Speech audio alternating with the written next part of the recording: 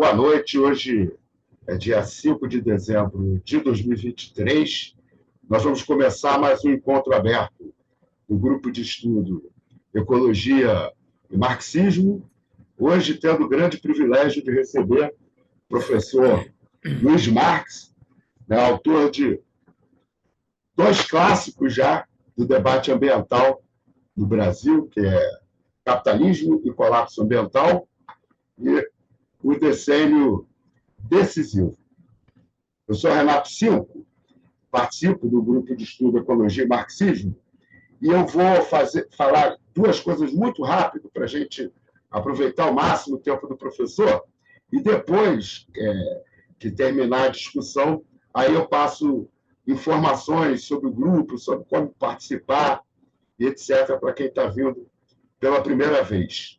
Eu só precisava falar duas coisas. Primeiro, um aviso, que não vai ter o encontro do grupo de estudos na semana que vem, porque ele acontece toda terça-feira às 19 horas, por conta da manifestação Dia de Luta Anticapitalista pelo Clima, que está programada para acontecer até agora aqui no Rio de Janeiro, em Santos e em Peruíbe, esperando a adesão de mais cidades daqui até lá, e já com planos de se repetir no final de janeiro, no final de fevereiro, uma vez por mês, essa mobilização.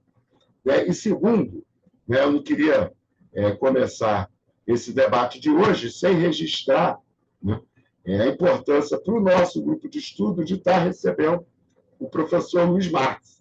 Para quem não sabe, nós estamos, desde maio, fazendo a leitura do Capitalismo e Colapso Ambiental, nos nossos encontros às terças-feiras. Uma vez por mês, a gente tem temas variados com encontros abertos, até para tentar conquistar novos adeptos para o nosso grupo de estudo. Mas, ordinariamente, a nossa dinâmica é ler juntos os resumos que eu vou fazendo do livro, para que, num espaço de 1h30, 2 horas por semana, todo mundo possa se apropriar do conteúdo do livro. E aí a gente, depois de fazer a leitura, durante meia hora, 40 minutos, a gente faz um debate sobre o que foi lido naquele dia. Então, é fantástico a gente poder contar ao vivo com o autor do livro que nós estamos estudando há tantos meses. Então, mais uma vez, eu te agradeço, professor, e passo a palavra para o senhor ficar à vontade. A casa é sua, o tempo é seu, a dinâmica, o senhor encaminha da maneira que achar melhor. Muito bem, Ricardo. Renato, obrigado. Gente, eu vou pedir desculpa para vocês que eu estava comendo uma manga aqui agora e engasguei, eu estou com uma coisa na garganta, porque eu vou começar a tossir aqui. Então, vocês me desculpem por antecipação. Aos poucos vai passar aqui, mas também ficou meio ruim. Eu vou compartilhar a tela com vocês. Vocês estão vendo a tela? Está vendo, Renato? Sim. Sim, sim. E deixa eu ver se eu faço ela ficar mais ampla aqui. Está passando? Tá passando. Então, tá maravilha. Vamos lá, gente. Então, muita coisa, que a gente podia trabalhar. Eu optei por a questão aqui especificamente da aceleração, dos aceleradores do aquecimento global, ao menos 2 graus Celsius até 2,50, da 2050, e de 3 graus Celsius na segunda metade do século. Então, essa é um pouquinho a abordagem que eu vou fazer com vocês, é um recorte muito preciso.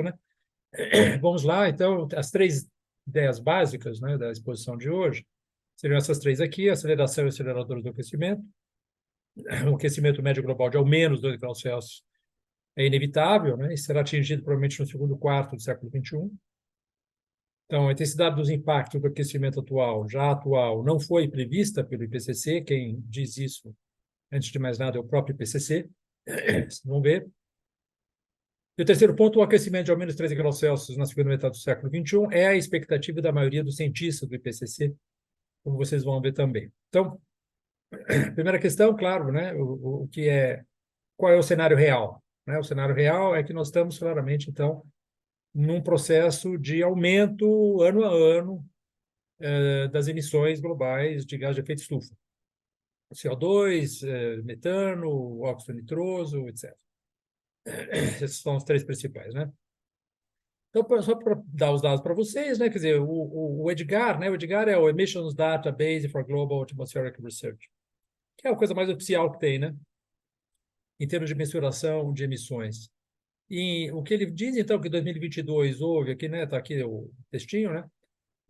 Em 2022, as emissões de gás de efeito estufa foram 1,4% maiores do que em 2021 e 2,3% maiores do que em 2019. E agora você tem um outro banco, né? São alguns 3, 4 bancos, né? Mas esse é o que acabou de sair agora, né? O Climate Trace, que é um banco interessante, um banco de dados interessante, que é coordenado pelo Al Gore, né? E ele tem essa coisa, ele mais de 352 milhões de unidades emissoras, ele tem uma pretensão aí de ser mais completo do que os outros, em todo caso. Não importa, importa que ele acabou de mostrar esses dados. Então, em 2022, as emissões foram 1,5 maiores do que em 2021 e 8, né? Aqui fala 1,4, 8,5, né? Praticamente a mesma coisa, e 8,6% em relação a 2015, né? Então, vocês veem que nós estamos numa trajetória de aumento e hoje, né? Dezembro, 5 de dezembro, saiu hoje, então, as emissões de 2023, apenas no que se referem, né? Apenas no que se referem às emissões associadas à produção de energia, termoelétricas, etc., e ela aumentou 1,1%. Ela aumentou 1,1%.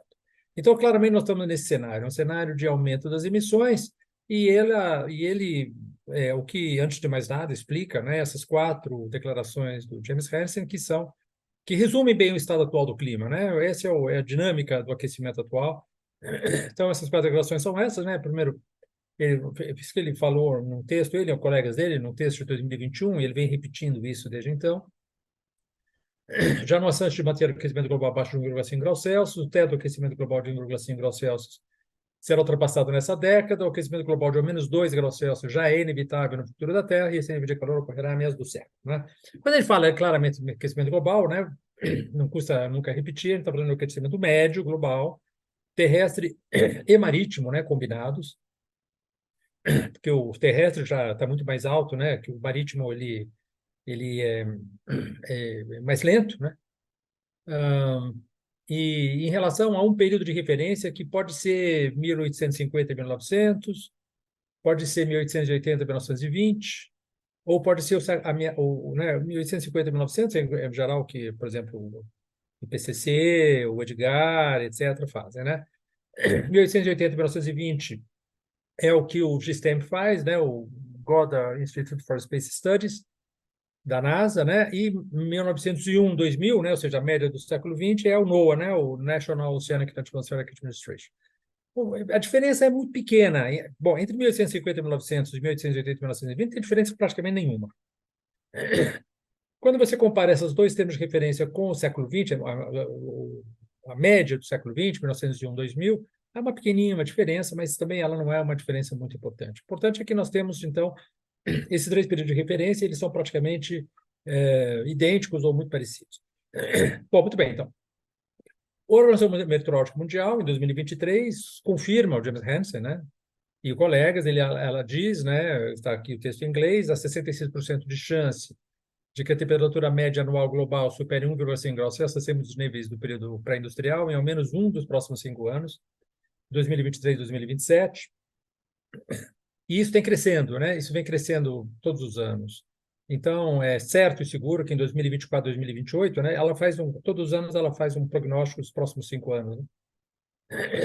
Vai ser já superior a 66% de chance, quando formos 2025, 2029, aí mais. De maneira que quando chegarmos em 2026, 2030, é praticamente certo que haverá 100% de chance de que ao menos um dos 5 anos, entre 2026 e 2030, superarão 1,5 graus Celsius. Hoje, né, em 2023, há uma baixa probabilidade que já cheguemos nesses próximos 5 anos a 1,8.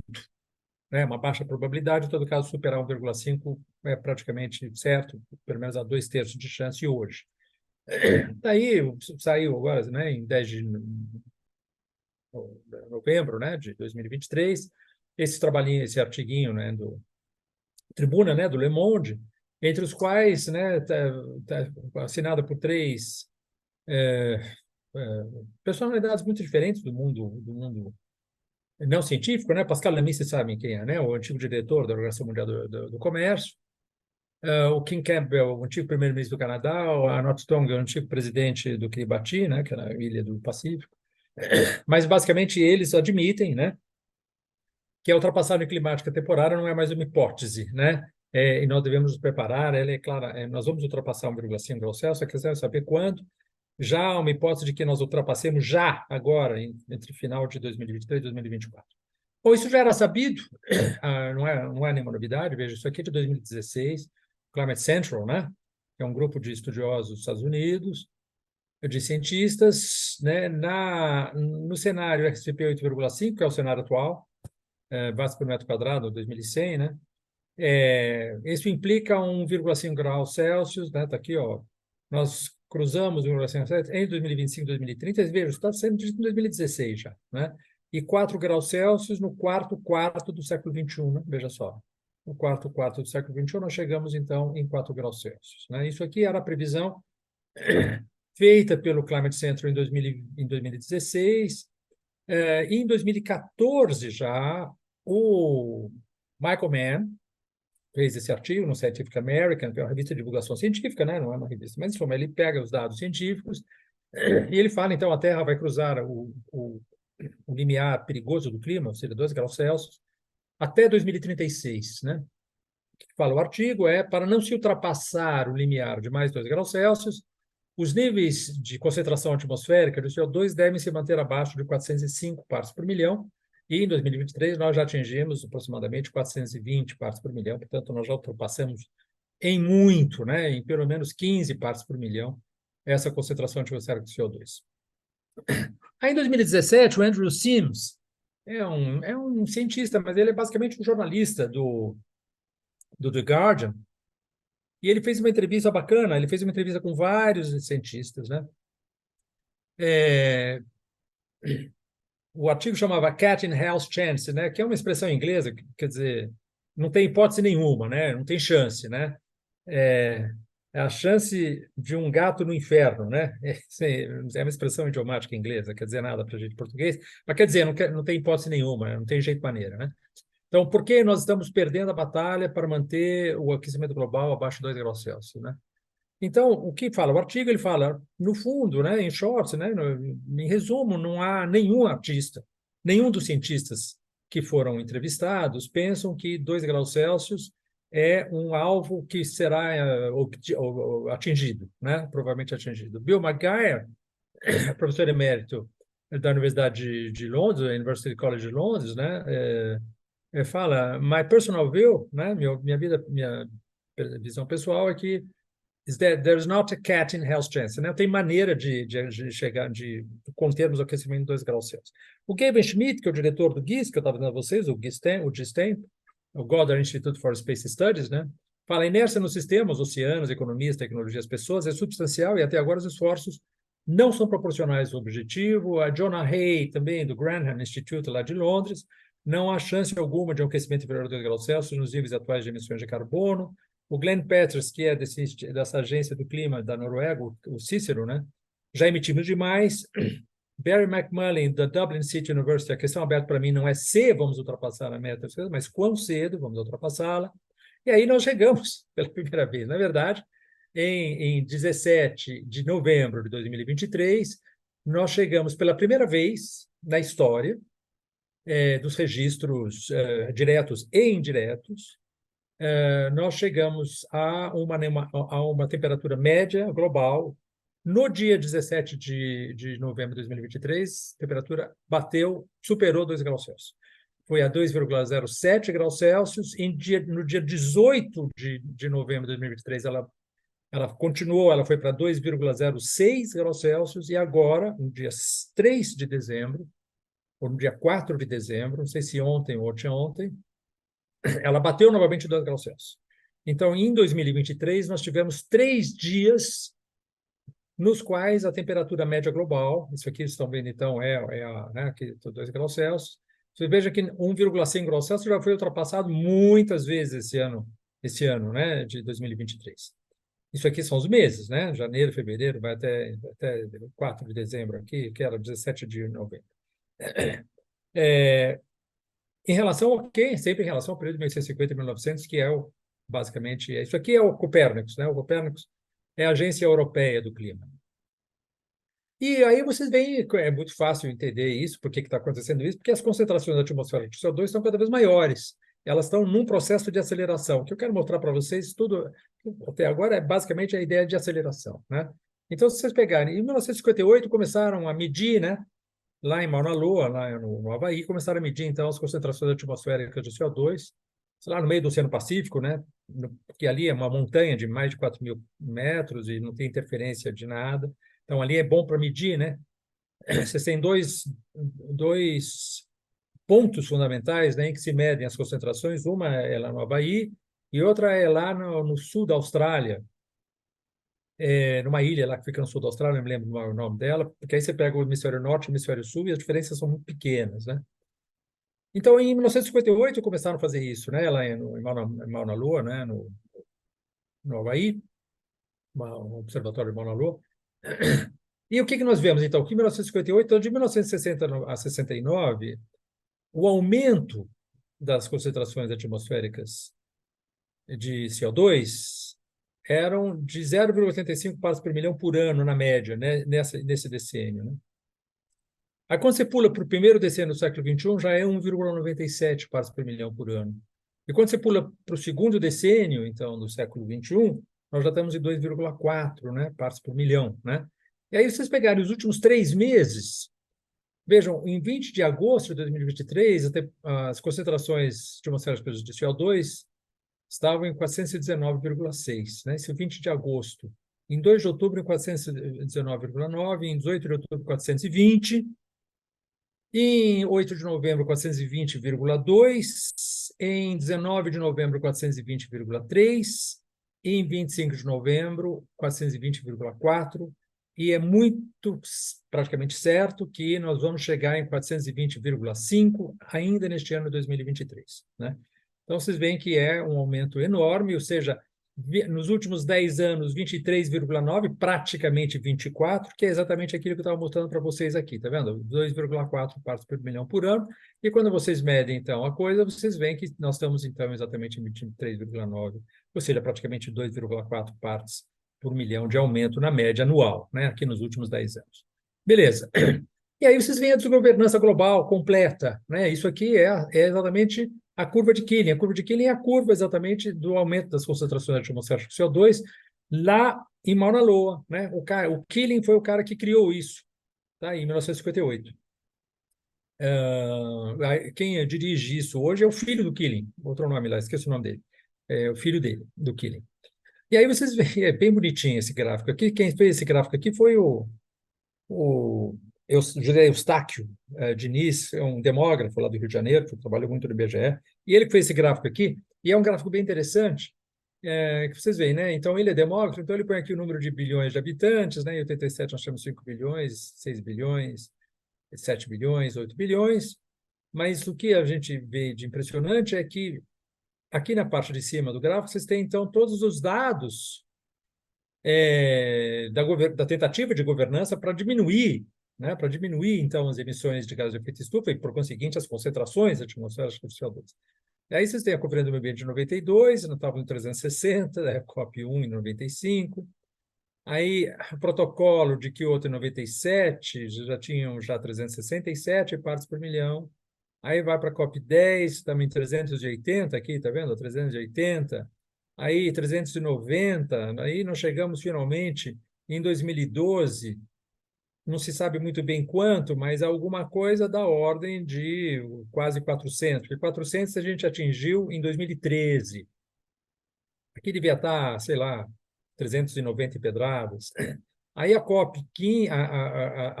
COP21, né, o Acordo de Paris de 2015, nós estávamos finalmente em 404 partes por milhão, né? Aqui já era o momento em que, se você parasse aqui, você ainda conseguiria, talvez, manter o aquecimento global abaixo de 2 graus Celsius, né? Na COP26, nós chegamos já, então, em 424, no pico de maio, aqui o maio de 2022, porque ela aumenta, vocês veem que ela aumenta e diminui um pouquinho todo ano, né? Então, em maio é o momento em que ela está mais alta, já chegou em 424. Nós vamos provavelmente chegar em maio de 2024 em alguma coisa do tipo 427, por aí, mais ou menos, e 450 partes por milhão, que nós vamos atingir, portanto, nos próximos 13, 14 anos, é a concentração atmosférica de CO2 que o IPCC associa a um aquecimento de 2 graus Celsius. Não é imediato, né? Mas é aquilo que se associa de forma geral. Aqui a mesma coisa, estou mostrando para vocês a mesma coisa, tá certo? E só que aqui, em vez de concentração atmosférica de gases, é o aquecimento, né? Quanto mais próximo do vermelho, mais carregado de vermelho, maior o aquecimento, né? E aqui vocês têm, então, as concentrações atmosféricas, mesma coisa, né? Bom, muito bem. Então, esse gráfico aqui é o gráfico mais importante que a gente tem que ter presente. Ele não é o único, mas ele é aquele que me parece o mais interessante da gente trabalhar. Eu mostro logo em seguida para vocês. Então, o que está dizendo aqui? Isso aqui é o GSTEMP, certo? Isso aqui é a NASA, tá? A NASA é o James Hansen, né? E aqui é a equipe dele. Ele era diretor, né, do Goddard Institute até 2013, agora é o Gavin Schmidt, mas ele é o manda-chuva lá ainda, né? E o que a gente vê aqui, né? Então, bom, qual que é o zero aqui? Qual que é o período de referência, né? O período de referência é 1880 e 1920. Né? Não é 1850, 1900, então o zero aqui é 1880 e 1920. Em relação a esse zero aqui que nós medimos o aquecimento. Beleza, então vocês percebem o quê? Percebem, e aí, bom, o que está em azul aqui é ano a ano, né? Entre um ponto e outro são 12 meses, portanto, isso aqui são olha aqui, na média dos 12 meses, está em azul, os pontinhos são de janeiro a dezembro, a média de janeiro a dezembro. O vermelho é cada 11 anos, porque a cada 11 anos há um ciclo solar, bem característico, e aumenta um pouquinho, diminui um pouquinho a radiação solar. Ele quer, portanto, desprezar, né, essa variação que não é antropogênica, né, que não é decorrente da atividade humana.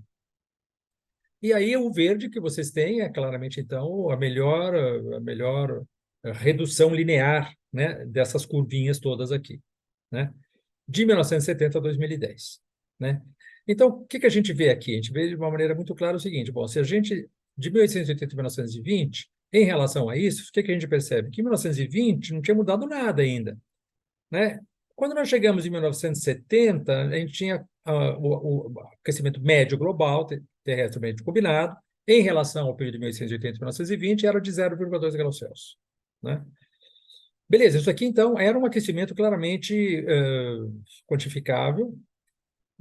Isso aqui não é muito certo que seja verdadeiro, porque nós estávamos em plena guerra mundial. Né? Veja aqui 1940, 41, 42, 43, 44, isso aqui é o pico de 44.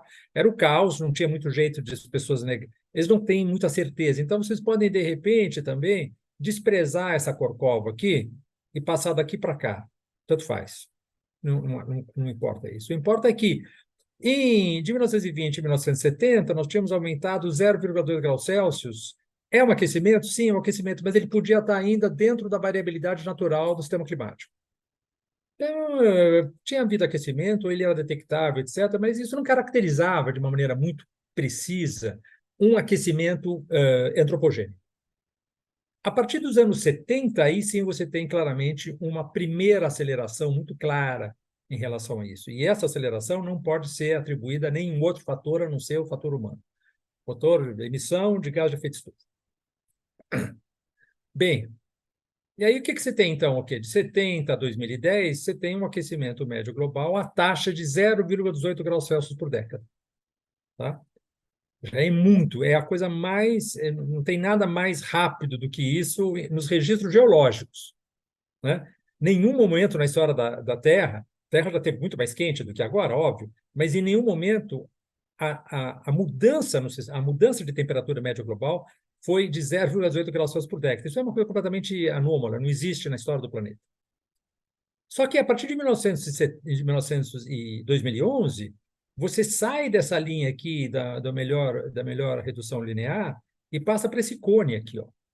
essa aqui é a segunda fase da aceleração do aquecimento global, né? De 2010 a 2050, se nós estivermos nessa linha aqui, ó, a linha mais, entre aspas, otimista, a linha de menor aquecimento, nós vamos ter um aquecimento de 0,27 graus Celsius por década. Se nós estivermos nessa linha aqui, que é a linha da pior evolução, nós vamos estar aquecendo a 0,36 graus Celsius por década.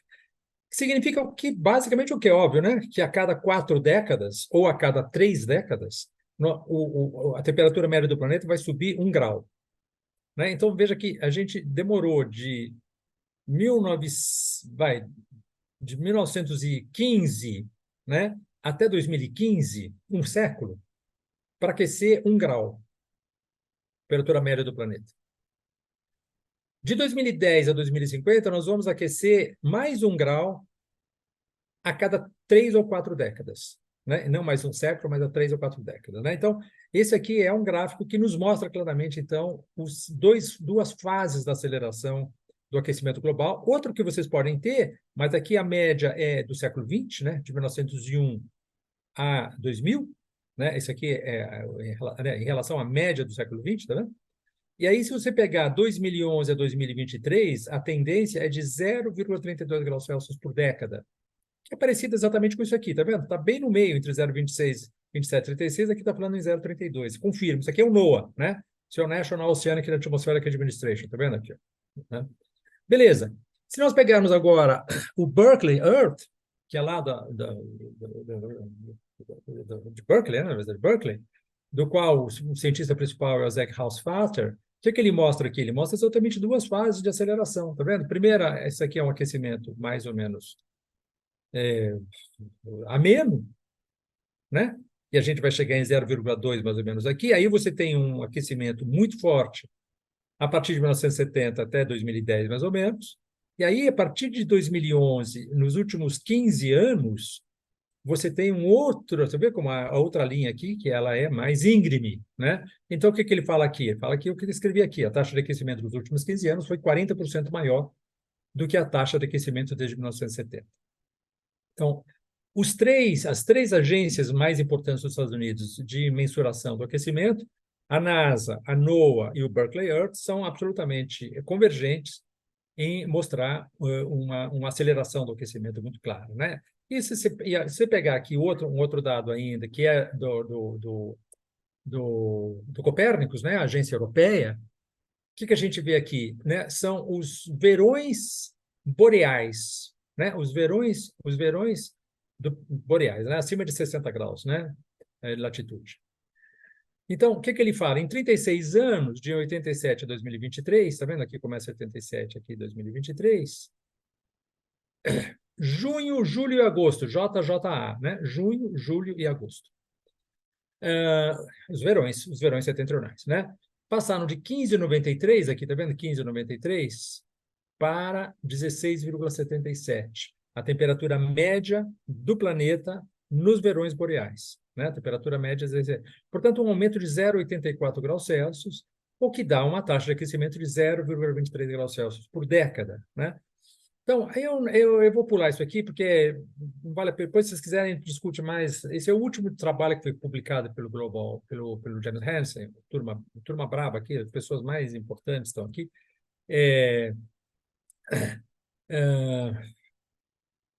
Pegar muito rapidamente, tá? Então, o melhor aquecimento da mudança de temperatura global glacial para interglacial, né? Período glacial e interglacial, implica que a sensibilidade climática de equilíbrio de feedback rápido é de 1,2 graus Celsius, de 1,2 a mais ou menos 0,3 graus Celsius por watt por metro quadrado, que te dá mais ou menos 4,8 graus Celsius, mais ou menos 1,2 graus Celsius para o CO2 duplicado. O que é isso? Basicamente é o seguinte, quer dizer, o que eles chamam de sensibilidade climática de equilíbrio, né? Equilibrium Climate Sensitivity. O que quer dizer isso? Quer dizer o seguinte, você tem uma concentração atmosférica de CO2 de 280 partes por milhão, que é o período pré-industrial, né? O período pré-industrial significa 280 partes por milhão. É isso que nós tínhamos ao longo de todo o Holoceno. Variava um pouquinho, 285, 275, 285, né? Média 280, tá? Partes por milhão de CO2 na atmosfera. Ou seja, a cada milhão de moléculas na atmosfera, 280 eram de CO2. O grande barato da ciência do clima é calcular qual é a resposta do clima diante de um CO2 duplicado, ou seja, se você parte de 280 para 560. Mas se você parte de 280 para 560, qual é a resposta do clima? Então, você tem três tipos de resposta. A resposta imediata, ou seja, quando você estiver em 560, quanto vai ser a temperatura? Essa é a resposta imediata. A resposta de feedback rápido significa o quê? Significa vai demorar um pouquinho, mas não muito. E a resposta de feedback lento é aquela que vai demorar séculos até o sistema climático entrar novamente em equilíbrio. Porque o que importa a gente entender, eu queria pular isso, mas já que eu comecei, vou até o fim. Qual é a ideia? A ideia é o seguinte, gente. Você tem um planeta que está recebendo radiação solar, energia, na forma de luz, uma forma de energia de alta frequência, está entrando no planeta, tá certo? E o planeta está recebendo aquela energia e está rebatendo para fora uma parte dela, né? Uma parte dela. Se a energia incidente é igual à energia dissipada, você tem o quê? Uma temperatura que permanece estável. Pega uma bola de ferro qualquer, né? Pega uma bola de ferro, muito bem. Ou bola de qualquer material, não importa, né? Se essa bola recebe tanta energia quanto ela dissipa, ela permanece na mesma temperatura. Se ela recebe mais energia do que ela dissipa, ela aumenta de temperatura até quando? Até o momento em que ela vai estar numa temperatura tal que ela vai receber tanta energia quanto ela vai dissipar. E isso significa, então, a sensibilidade climática de equilíbrio. Ou seja, se existe um desequilíbrio, quanto esse corpo vai aquecer até voltar a estar em equilíbrio? É simples, né? É bem simples. O que significa isso? Significa que o feedback rápido, que significaria mais ou menos alguns decênios apenas, porque teria que haver todo um sistema, não importa agora, são feedbacks rápidos, não são respostas rápidas. Se você dobra a concentração, atmosférica de CO2, você teria um aumento da temperatura, um aquecimento de 4,8 graus Celsius, mais ou menos 1,2. Portanto, poderia ser o quê? Poderia ser 6 graus Celsius ou poderia ser 3,6 graus Celsius de aquecimento, uma vez que você tivesse um CO2 duplicado, ou seja, 560 partes por milhão. A gente está em 420 agora, né? No incluindo feedback lento, ou seja, significa todo o sistema oceânico estaria finalmente caminhando em direção a um novo equilíbrio climático, nós teríamos um aquecimento de 10 graus Celsius, reduzido para 8 graus Celsius por causa dos aerossóis atuais, que são, na verdade, esse material particulado que fica na atmosfera e que diminui um pouco a temperatura, né? Então, isso aqui em geral, a ciência falava 3 graus Celsius, agora estamos falando de 4,8. Significa o quê? Significa que, na verdade, o sistema climático é muito mais sensível do que a gente pensava em relação ao aumento da concentração atmosférica de CO2, tá? Terceira coisa que eles falam, o declínio das emissões de aerossóis desde 2010 deverá aumentar a taxa de aquecimento global entre 1970 e 2010 de 0,18 por década para uma taxa de pós-2010 de pelo menos 0,27 graus Celsius por década, que eu acabei de mostrar para vocês naquele gráfico. Quarto, no âmbito da atual abordagem geopolítica das emissões de gás de efeito estufa, o aquecimento global deve ultrapassar o limite máximo de 1,5 graus Celsius na década de 20 e de 2 graus Celsius antes de 2050. Quinto, conclusão desse trabalho, os impactos nas pessoas e na natureza irão se acelerar à medida que o aquecimento global aumenta os extremos hidrológicos, secas e inundações e furacões, né? 6, a enormidade das consequências exige um regresso à temperatura global ao nível do Holoceno, ou seja, até 1950, o que evidentemente só é possível numa outra estrutura social completamente diferente do que essa, pós-capitalista, etc., etc. E 7, as mudanças necessárias não acontecerão com a atual abordagem geopolítica, mas as crises políticas atuais apresentam uma oportunidade de reinicialização, especialmente se os jovens conseguirem compreender a sua situação, né? Basicamente, essa é a coisa. E aí, então, vamos recapitular, né? Aceleração do aquecimento. Nos diversos períodos, né? 1880 a 1950, qual foi a taxa de aquecimento? Foi de 0,04 graus Celsius por década. De 50 a 2020, segundo o NOAA, foi de 0,14 graus Celsius por década. De 70 a 2010, 0,18 graus Celsius por década. De 87 a 2023, 0,23 graus Celsius por década nos verões boreais, como eu mostrei para vocês. De 98 a 2016, ou seja, do El Niño de 2016 para o El Niño de 2016, do El Niño de 97 a 98 para o El Niño de 2015 a 2016, o aquecimento foi de 0,24 graus Celsius por década.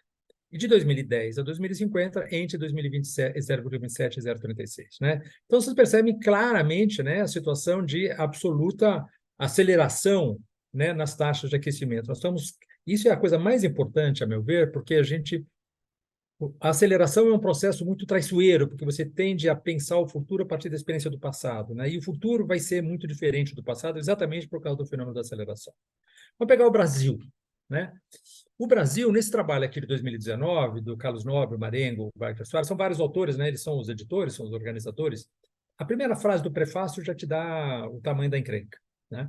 Em um cenário de altas emissões de gases de efeito estufa, tá aqui em texto em inglês, o país tem alta probabilidade, mais de 70%, de sofrer um aquecimento acima de 4 graus Celsius antes do fim do século, né?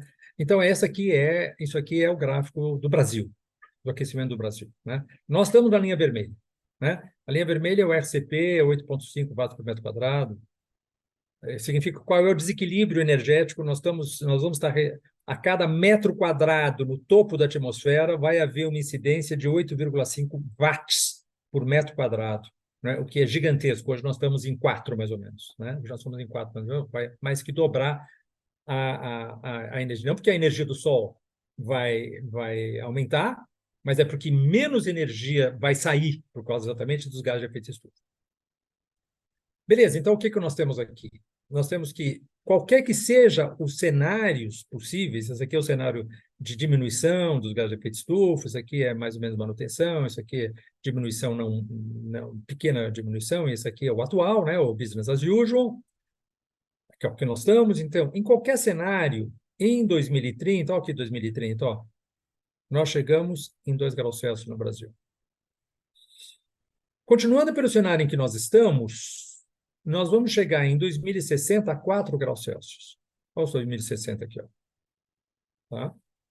Continuando pelo mesmo cenário, nós vamos chegar em 2100 a 6 graus Celsius, e não acabou a história. Quer dizer, ela já acabou a sociedade brasileira, mas, na verdade, nós estamos ainda subindo para 10 graus Celsius em 2300. Tá vendo? Então, isso aqui é o ECP, é o Extended Concentrations Pathway. A trajetória de concentração estendida, né, de watts por metro quadrado no topo da atmosfera. Portanto, 2 graus Celsius em 2030 em todos os cenários. Isso que é importante que a gente está, porque não adianta a gente ficar discutindo coisas muito lá longe, tem que entender o que vai acontecer nos próximos anos mesmo. Isso que é o que importa para nós. E aí vocês têm um elemento fundamental que é um grande acelerador do aquecimento global, que é a guerra, não é? A pegada militar de carbono, isso aqui é o trabalho do Scientists for Global Responsibility, né? O conflito, Observatório do Conflito e do Meio Ambiente. E eles falam, então, a pegada militar de carbono é de 5,5% das emissões globais, com uma grande incerteza, que pode ser 7%, 3,3%. Por quê? Porque nós não sabemos efetivamente qual é o orçamento militar, os países não dizem.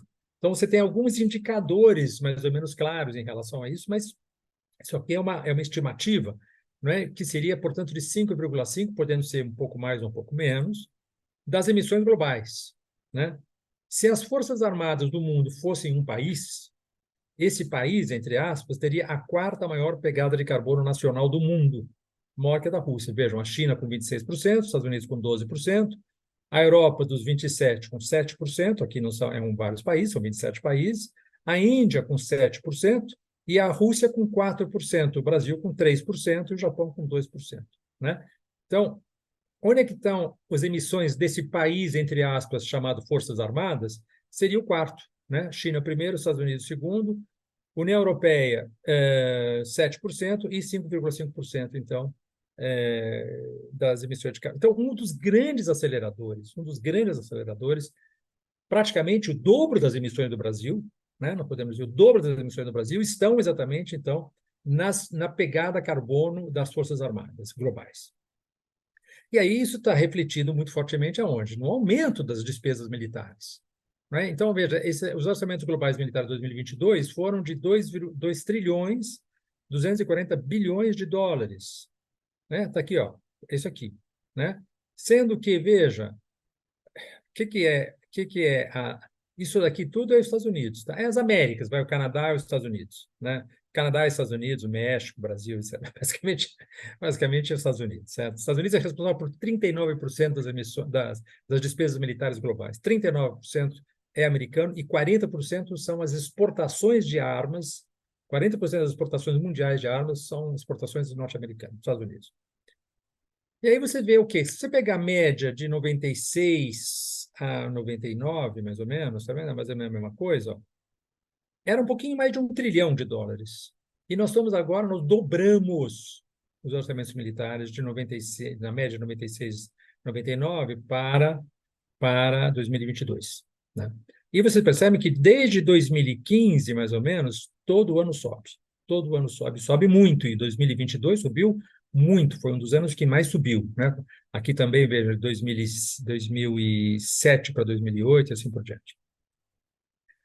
Então, esse é a questão fundamental. Esse é um dos grandes aceleradores, né, do aquecimento global.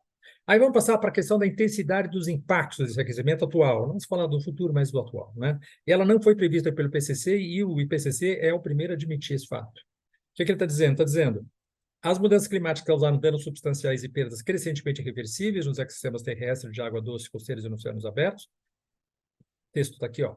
The extent and magnitude of climate change impacts, a extensão e magnitude dos impactos das mudanças climáticas são maiores do que as estimadas nas avaliações anteriores do IPCC, né? Obviamente, alta confiabilidade, ou seja, eles têm certeza do que eles estão dizendo. Né? Isso aqui é o último relatório, o sexto relatório do IPCC, o Grupo de Trabalho 2, que é o impactos, adaptação e vulnerabilidade. Né? Então, claramente, nós sabemos hoje que os impactos do aquecimento, tal como vem sendo feito agora, foram subestimados pelo IPCC, eles são maiores do que jamais foram estimados. Né? E aí você vê algumas coisas que são óbvias. Né? Pega a área queimada cumulativa de florestas no Canadá. Veja, isso aqui são os outros anos, isso aqui é 2023. Até 24 de outubro, tinha queimado 18,4 milhões de hectares, 184 mil quilômetros quadrados, né? De floresta que foi para o espaço. Né? Centenas de incêndios ultrapassaram 10 mil hectares, cada um desses incêndios, centenas de incêndios, cada um com mais de 10 mil hectares, né? Grandes o suficiente para serem considerados mega incêndios. Né?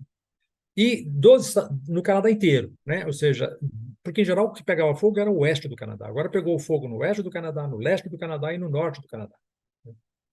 Bom, a temperatura do Atlântico Norte, veja o que está acontecendo, né, em 2023, veja os outros anos. Né? O que nós estamos vendo? Estamos vendo que muito possivelmente há um novo estado do sistema climático, com impactos que estão completamente fora das anomalias acumulativas anteriores. Né? Então, em relação à média de 91 2023, né, vejam só como é que se comporta, então, a temperatura no Atlântico Norte. E a conjunção do El Niño de 2023, que começou em junho agora, com essa anomalia do Atlântico Norte, é que explica a seca tal como aconteceu, como nunca aconteceu na Amazônia. Né? É a conjunção desses dois fatores que te deu essa seca, né, em toda a Amazônia, com maiores incêndios, etc, etc.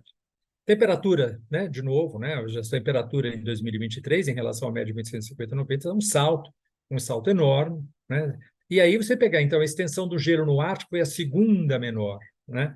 Na verdade, eu estou aqui, se eu tivesse um gráfico, eu esqueci de atualizar esse gráfico, a linha azul é 2023, né? E a linha pontilhada foi a menor extensão do Ártico na história.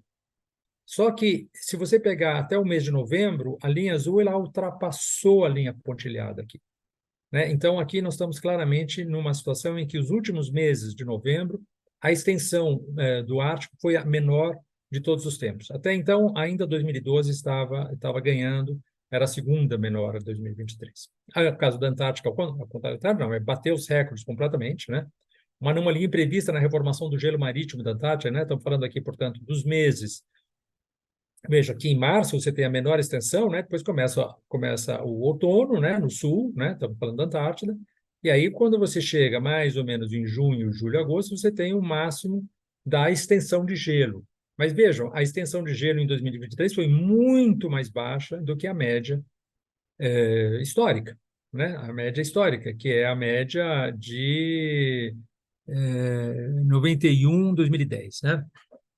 Essa é a média que eles estão. Isso em milhões de quilômetros quadrados, né? Então, anomalia, se vocês pegarem a anomalia global da extensão de gelo em 2023, vocês têm 4.486.000 quilômetros quadrados a menos de extensão geral do globo em 2023 em relação à média de 1981 2010, né? E isso é uma alça de retroalimentação do aquecimento. Por quê? Porque ele expõe mais área de oceano e de terra do que gelo. O gelo, sendo branco, ele reflete a luz do sol e, portanto, ele tem um albedo muito alto. O albedo é a fração da energia solar que é rebatida para fora do sistema Terra. Quanto mais essa energia incide sobre uma superfície escura, mais essa superfície absorve o calor e, portanto, mais ela aquece o planeta, né? E aí vocês têm, então, claramente, então, veja, o global né? Nós estamos falando, portanto, veja, de uma diminuição. Veja, aqui é exatamente milhões de quilômetros quadrados. Tá certo? Nós perdemos 4,4. A soma dos dois te dá 4, né? É como se quase 4,5 milhões de quilômetros quadrados era uma superfície branca que rebatia sol, né? E agora é uma superfície escura, seja ela terra, seja ela oceano, que é ainda mais escuro, absorvendo calor, né? Isso é uma alça de retroalimentação do aquecimento, né? Aí você pegar a perda de gelo na Groenlândia, na Antártida, dos anos 70, são mais de 11 mil quilômetros cúbicos, né? A Groenlândia, 5.850 quilômetros cúbicos, e a Antártida, 5.300, praticamente a mesma coisa, né? A soma dos dois te dá 11 mil quilômetros cúbicos de perda de gelo, de superfície de gelo, não é de superfície de gelo, perdão, de camada de gelo, desde os anos 70. Parte dela, grande parte dela, sobretudo da Groenlândia, vai para o mar, né? Porque o gelo que está no mar, quando ele derrete, ele não aumenta o nível do mar, porque ele já está no mar. Mas quando ele está na Terra, evidentemente, ele vai para o mar e aumenta o nível do mar. Desde os anos 70, a perda de gelo na Groenlândia, na Antártica, causou um aumento do nível do mar de quase 3 centímetros, né? A taxa combinada de perda de gelo mais que triplicou desde os anos 80, passando de 120 quilômetros cúbicos por ano nos anos 80 para cerca de 460 quilômetros cúbicos por ano nos anos 2010. E aí isso te mostra, então, o outro impacto, né, que eu já tinha falado antes, do aumento da temperatura no Atlântico Norte e do El Niño somados. Você tem 4 dos 6 maiores rios da bacia amazônica, o Amazonas, o Negro, o Branco e o Purus, nos menores níveis históricos por mês de setembro, né? O Nobre fala numa entrevista que ele dá em outubro, tivemos 5 secas na Amazônia em menos de 20 anos, 2005, 2010, 2015, 2016, 2022 e agora 2023. A seca deste ano está sendo muito forte. Se continuar nesse nível, ela pode até bater o recorde da seca registrada em 2015, 2016. Isso era em outubro, em novembro ela bateu. Então, se você pegar alguns dados, estou falando agora de impactos, tá certo? Total de afetados por efeitos das chuvas em 2022 é o maior em 10 anos, né? Então, se você pegar ocorrências de chuvas e desastres decorrentes registrados, né? Eram 513 em 2012, é 2.576. As ocorrências quintuplicam em 10 anos. Se você pegar agora as pessoas impactadas por chuvas e desastres relacionados, você tinha em 2012 365.425 e você tem 890 mil em 2022, né? Os afetados multiplicam-se por 2,5. O que mostra, o que é bem interessante, mostra o quê? Uma certa capacidade de adaptação. Porque as ocorrências quintuplicam, mas as vítimas multiplicam por 2,5. Ou seja, nós estamos num processo de adaptação, mas é claro que a adaptação tem limite, né? A adaptação tem limite, você consegue se adaptar até certo ponto. Aí, se você pegar 27% das mortes por chuvas nos últimos 10 anos no Brasil, né, ocorreram exatamente em 2022. Aí você vê claramente, né, de 2019, não por acaso isso aqui é o Bolsonaro, mas vocês veem, então, que 478, né, das 1.778 mortes no período de 2013 a 2022, 27% total ocorreram só no ano de 2022, né? E aí você pega, então, a mortalidade relacionada ao excesso de calor, atribuível às mudanças climáticas recentes, antropogênicas, né? Human-induced climate change, você vê que o Brasil está entre... Aqui, está vendo? Isso aqui é a cada 100 mil. Quantas pessoas morrem por excesso de calor? A cada 100 mil, né? E aí você tem, então, o Brasil, que está exatamente entre 2 e 3 pessoas a cada 100 mil morrem por excesso de calor no Brasil. Só pior do que isso é a Península Ibérica, o Paraguai, e isso aqui, o que é? Isso aqui é a Bulgária ou a Romênia, não sei o que é isso aqui. É a Itália também, e a Itália também, né? Se você pegar na Europa, entre 30 de maio e 4 de setembro de 2022, veja só, junho, julho e agosto, são 3 meses, né? 30 de maio a 4 de setembro, 3 meses e 4 dias. 61.672 pessoas morreram por excesso de calor, né? Sendo que a Itália foi a mais brutal, né? Nós estamos falando sobre pessoas para as quais a ocorrência dessas temperaturas triggered, né? Desencadearam, né? Dispararam a sua morte. Na Índia, as mortes associadas a excesso de calor aumentaram 55% no período 2017-2021, comparado com o período 2000-2004. E aí você tem, então, as pessoas que vão... Estou falando sempre de impactos, as pessoas que estão cada vez mais... são as pessoas que serão os refugiados climáticos por elevação do nível do mar, né? Aí você tem, então, o quê? 6 países da Ásia, tá? Em 6 países da Ásia, 300 milhões de pessoas, aproximadamente, 300 milhões de pessoas aqui, tá vendo? Vivem hoje em terrenos que serão inundados nas marés altas em 2050. Isso apenas na Ásia, né? Isso aqui são os cálculos do Climate Central, que eu mostrei para vocês. Esses aqui são os cálculos da NASA, né? E eles acham que vai ser muito maior do que os cálculos da NASA. Mas mesmo que sejam apenas os cálculos mesmo que os cálculos da NASA estejam certos, ou seja, que são mais moderados, mais conservadores, são 79 milhões de pessoas, né? Ao invés de 300 milhões. Então, no fundo, tudo bem, você já está num nível de caos tão grande. Muito provavelmente o Climate Central tem razão, porque eles estão com um processo de cálculos mais avançados. Tanto faz, no fundo, 79 milhões ou 300 milhões de pessoas, você tem um mundo que você põe essas 79 milhões de pessoas, ou não você põe essas 300 milhões, apenas na Ásia, tá certo? Agora, peguemos Santos, por exemplo, né? Isso aqui é o Marengo, né? Lá do CEMADEM, que fez esses cálculos. Então, isso aqui é a região noroeste de Santos, que é a região mais pobre de Santos, né? Muita gente morando em palafita aqui. Aumento de 23 centímetros no nível do mar, tudo isso que está em verde aqui, em 2050, está debaixo da água. Em 2100, isso. Se você pegar a região sudeste, ao contrário, é a região mais rica. Isso aqui é a ponta da praia, não sei se vocês conhecem Santos, isso aqui é a ponta da praia, é o lugar da classe média alta, digamos assim, entendeu? Aqui é o porto, tá vendo? Aqui é o porto, aqui é o porto, né? E você vê que tanto o segmento mais pobre de Santos quanto o segmento mais rico de Santos vão estar debaixo d'água, na maré alta, em 2005, já em 2050, né? E se você pegar o Rio de Janeiro, Rio de Janeiro, quando você tem uma temperatura média global de 2 graus acima do período pré-industrial, tudo isso que está em vermelho aqui vai estar frequentemente inundado, não é que vai estar debaixo d'água, mas vai estar below tide line, né? Abaixo do nível da maré alta. Então, se você pegar isso aqui, é todo a zona norte do Rio, né? Esse aqui é o centro, tá vendo? Eu não vou ensinar o Padre Nosso para o Vigário aqui, que uma grande parte de vocês são do Rio. Aqui, se vocês pegarem, então, a Botafogo, tudo que está em vermelho aqui vai estar frequentemente inundado num mundo 2 graus Celsius mais quente, que é mais ou menos alguma coisa que nós vamos estar por volta de 2050, né? Copacabana, Lagoa, Hospital Federal, babá, e aqui, finalmente, então, Ipanema, Praia do Leblon, né? Isso aqui é o que paulista conhece, né? E aqui vocês têm, então, a Barra da Tijuca, né? Que vai estar muito frequentemente inundada. Acho que por aqui que deve morar o Bolsonaro, né? Então, isso aqui é o único consolo. Beleza. Terceiro ponto, então, aquecimento de ao menos 3 graus Celsius na segunda metade do século XXI é a expectativa da maioria dos cientistas do IPCC. Vejam, não é apenas cientistas, já uma trajetória de aquecimento de 2,5 a 2,9, batendo em 3, já é basicamente as avaliações, inclusive do mainstream, né? Do consenso da comunidade científica, né? alerta sobre a aceleração do aquecimento, exatamente, né?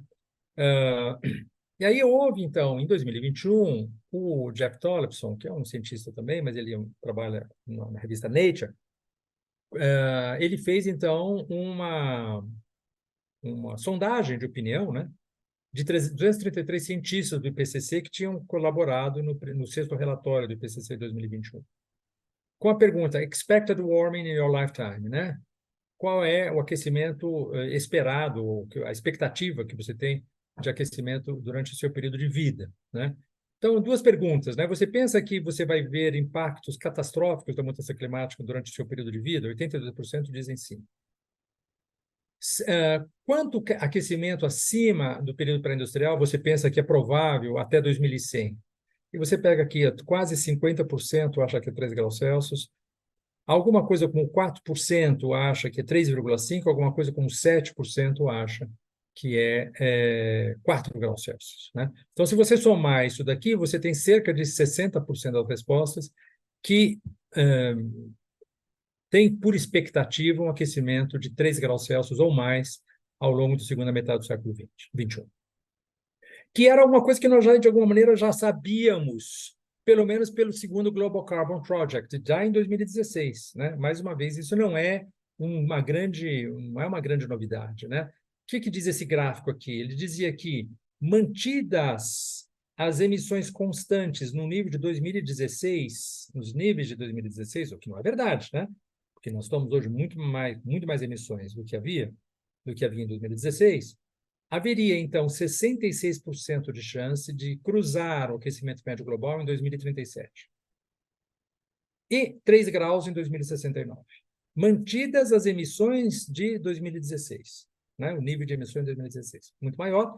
Nós não aumentamos 2% ao ano, não é isso, é menos que a gente aumentou ao ano de 2016 para cá. Vocês viram 1,4%, alguma coisa do gênero, mas, de alguma maneira, nós aumentamos. E se nós tivéssemos aumentado 2%, nós estaríamos cruzando 3 graus Celsius antes de 2060. Tá vendo? Antes de 2060. Na melhor das hipóteses, se nós diminuíssemos 4% ao ano as emissões nos níveis de 2016, nós estaríamos falando em 2 graus Celsius em 2070. Ou seja, de qualquer maneira, nós iríamos cruzar 2 graus Celsius, só que aí com muito mais tempo para adaptação, e é o que não temos, né? Então, a projeção do Programa das Nações Unidas para o Meio Ambiente diz isso aqui, né? 2,5 a 2,9 graus Celsius no final do século. Isso aqui é o relatório do Programa das Nações Unidas para o Meio Ambiente. O que nos diz o João José? O João José, que foi o já não é mais, é o ex-vice-presidente do IPCC, foi durante muitos anos. Penso que não poderemos nos adaptar ao aquecimento de 3 graus Celsius e que viveremos conflitos maiores. Eu acho que ele é muito otimista, eu acho que nós não nos adaptamos a 2 graus Celsius. Mas o que ele fala é que não podemos nos adaptar ao aquecimento de 3 graus Celsius e viveremos conflitos maiores, ou seja, viveremos guerras, basicamente guerras, né? As guerras que vivemos hoje vão ser cada vez mais intensas à medida que nós tivermos um planeta mais caótico do ponto de vista climático, com mais escassez de recursos, escassez de água, etc, etc. E é exatamente o que em 2017 falavam essas duas grandes figuras aqui, né? O Yang Yanshu, que é um chinês que trabalha nos Estados Unidos, que é um jovem emergente aí, e o Verabhadram Ramanathan, que é, ao contrário, né, um veterano indiano que também trabalha nos Estados Unidos. E eles publicam em 2017, bem abaixo de 2 graus Celsius, estratégias de mitigação para evitar mudanças climáticas de perigosas a catastróficas. O que eles falam? Bom, 1,5 é perigoso, é iminente, vai acontecer isso agora no ano que vem, ou ao longo dos próximos poucos anos. 2 graus Celsius jamais foi experimentado no quaternário, ou seja, nos últimos 2,5 milhões de anos. É desastroso e é inevitável. 3 graus Celsius é catastrófico, ou seja, e segundo eles, há 5% de chances que ele ocorra antes de 2050. É baixo, né? O que eles chamam de high impact, de Low Probability High Impact, né? LPHI, né? Baixa probabilidade, alto impacto. Do tipo assim, você faz seguro na sua casa porque tem muito pouca chance que ela pegue fogo, mas se ela pegar é uma catástrofe, né? Então, por exemplo, pessoas fazem seguro, né? Então, esse é low probability, high impact, né? Mas 5% não 5% não é tão pouco assim, né? E 5 graus Celsius é desconhecido, ou seja, é além de catastrófico, é risco existencial da espécie.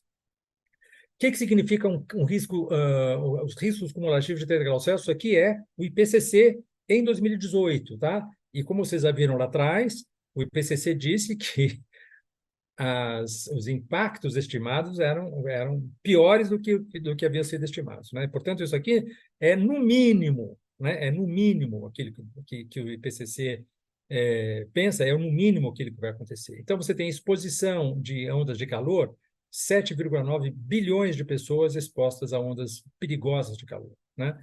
Water stress, né? Escassez hídrica, 3,9 bilhões de pessoas, né?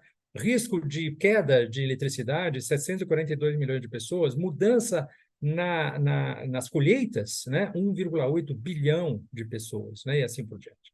Então, se nós chegarmos em 4 graus Celsius, que é esse trabalho que foi publicado em 2012, Turn Down the Heat, né? Porque um aquecimento mais quente de que 4 graus Celsius deve ser evitado, né? É um relatório que o Potsdam Institute for Climate Impact Research fez para o Banco Mundial em 2012, já tem 10 anos isso, né? O que eles falavam? Sem mais compromissos e ações para reduzir as emissões de gás de efeito de estufa, o mundo provavelmente aquecerá mais de 3 graus Celsius acima do período pré-industrial. Estamos falando isso já em 2012. Mesmo com os compromissos e promessas de mitigação totalmente implementados, que não ocorreu, há aproximadamente uma chance de 20% de probabilidade de exceder 4 graus Celsius até 2100. Se não forem alcançados, um aquecimento de 4 graus Celsius poderá ocorrer já na década de 2060. Pode-se discutir se isso aqui, em 2012, nós temos hoje uma estimativa um pouquinho mais otimista do que essa, mas essa era a estimativa que nós tínhamos em 2012, né? Ou seja, nós temos isso aqui, né? Começa 20 mil anos atrás, no pleno período glacial. Isso aqui é todo o período da civilização humana, tá vendo? Mais ou menos 10 mil, 5, 7, 8, né? Quando você começa efetivamente a ter agricultura, etc, etc. A temperatura nunca variou acima de 1 grau Celsius, e a partir de 2015 ela pula, em 2016 ela está em 1,1 graus Celsius, em 2050 ela vai estar em 2 graus Celsius, before, né, 2050, 3 graus Celsius e 4 graus Celsius, nós temos praticamente, num período, no século XXI, nós temos uma chance de acontecer aquilo que poderia ser realmente o fim, né, o fim do jogo, né? Então, em 2020, né, por isso que eu escrevo esse livro, Crescendo e Descendo Decisivo, né, Cristiano, peguei algumas citações, né, Cristiano Figueiras foi a grande artífice, né, do Acordo de Paris, estamos na década crítica, não é exagero dizer que o que fizermos em relação às reduções de emissões até 2030 determinará a qualidade da vida humana nesse planeta por centenas de anos, se não mais, né. O Johan Rockström, que é uma grande figura, é o atual diretor do Potsdam Institute for Climate Impact Research, aquele exatamente que eu mostrei para vocês, esse daqui, né? Ele é o atual diretor. A partir da evidência que temos hoje, minha conclusão é que o que fizermos, isso aqui ele fala em 2021, o que fizermos em 2020, 2030 será decisivo para o futuro da humanidade na Terra. O futuro não está determinado, o futuro está em nossas mãos, né? Não é um meteoro que está caindo na nossa cabeça. O que acontecerá no próximo século será determinado pelo modo como jogaram nossas cartas neste decênio. E aí são as 8 propostas para um política de sobrevivência, né, que eu tinha proposto no 11º capítulo do livro. Diminuição das desigualdades, renda mínima e renda máxima, fundamental. Não existe possibilidade de você trabalhar qualquer questão climática ou de biodiversidade, etc., se você continuar nesse abismo da desigualdade. Desigualdades, né, não é só socioeconômica, de todo tipo, né, de gênero, diabo. 2, redução drástica do consumo de materiais de energia fóssil. Não adianta achar que você, com esse nível de consumo, não tem transição energética que segure uma barra dessa se você manter esse consumo de materiais de energia fóssil hoje. Extensão da ideia de sujeito de direitos das demais espécies, uma questão mais filosófica, mas eu acho que uma questão que tem que sair do antropocentrismo, né? O mundo não está aqui para nos servir, né? Nós somos uma espécie entre outras. Ampliação das reservas naturais fora dos mercados globais, né? Você tem que ter reservas naturais muito mais amplas que agora e completamente protegidas em relação aos mercados globais. Pode ter mercado local, né? Que é aquilo que, no fundo, cria prosperidade, né? Mas não mercado global, né? Produção de commodity para exportar para a China ou para a Europa, ou para onde quer que seja. Desglobalização econômica é fundamental para a descarbonização, né? Alimentação desglobalizada à base de nutrientes vegetais, que esse consumo de carne que nós temos hoje esquece, né? Esquece. Não tem possibilidade. 80% do desmatamento da Amazônia é para abertura de pasto, né? Basta dizer isso. Governança global democrática, ou seja, nós temos que sair dessa merda de nacionalismo, né? Porque as nações foram funcionais ao longo dos séculos 17 a 20, funcionais ou não, mas em suma elas tinham uma razão de ser, Hoje, todos os problemas são globais, os grandes problemas da humanidade, os grandes problemas da vida no planeta são globais, e, portanto, a ideia de nação é completamente obsoleta, não tem que pensar uma governança global, democrática, claro, mas mais global, baseada nos territórios, né? Aceleração da transição demográfica, direito das mulheres, né? Direitos reprodutivos das mulheres tem que estar absolutamente assegurado e assistido pelo Estado, né? Basicamente é isso, né? O capitalismo globalizado, né? Inclui as sociedades, isso inclui as que se qualificam como socialista, China e outros.